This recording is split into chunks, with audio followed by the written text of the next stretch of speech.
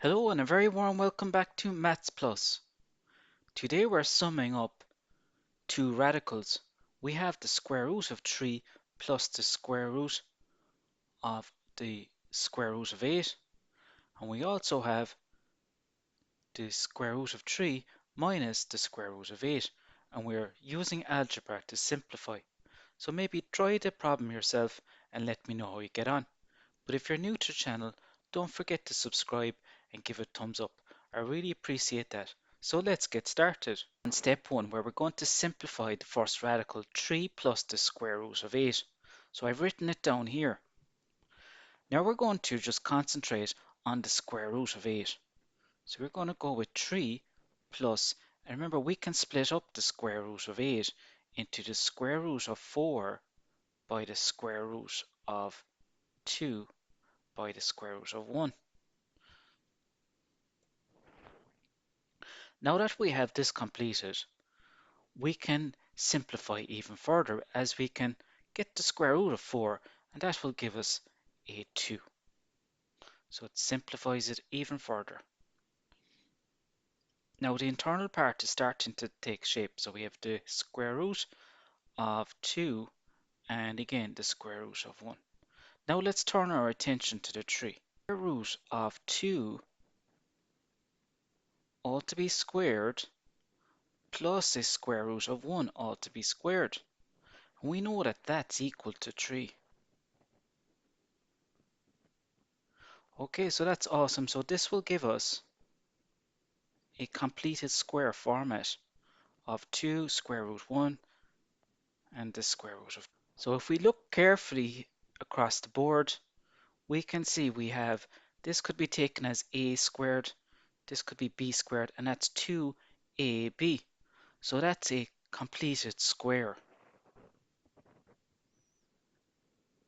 Right, so this is ideal as we know that when we have a square, we can replace it with the a plus b all to be squared. So we are going to get inside the square root the two terms added together in a sum within the parentheses. So we have square root of 1, square root of 2 plus 1 all to be squared, and that's a completed square. So that's ideal as we have a square root here and a square, and they are inverse functions. Now we're going to attain a cancellation here with the square and the square root. So we can say that the square root of 3 plus the square root of 8 all inside is equal to the square root of 2 plus 1.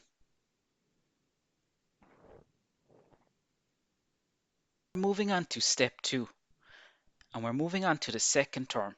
We're going to simplify the square root of 3 minus the square root of 8. So we're going to write the first combination, 3 plus square root of 8.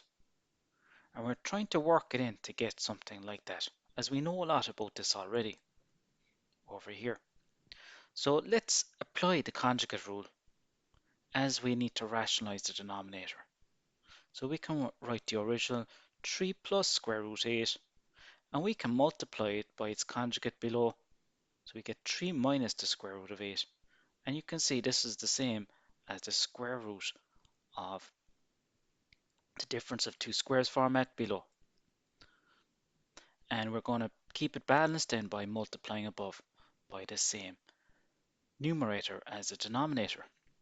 So this is what we have. And down below now we have the difference of two squares. So if we look closely, we can square the first term, subtract the square of the second term, and we will get a rational divisor. So let's see how it works out. So we get 3 squared minus the square root of 8 squared below, and we will get 9 minus 8, and that's equal to 1. Thus, 3 minus the square root of 8 is equal to 1 over 3 plus the square root of 8. So we already know this. Now let's get the square root of both sides. We have 3 minus the square root of 8. And overall, just an umbrella square root over the fraction 3 plus the square root of 8. Now let's go further and we will apply the square root to the numerator. So the square root of 1 is 1, and we know what the square root of 3 plus the square root of 8 is, as we have that from step 1. So this is ideal.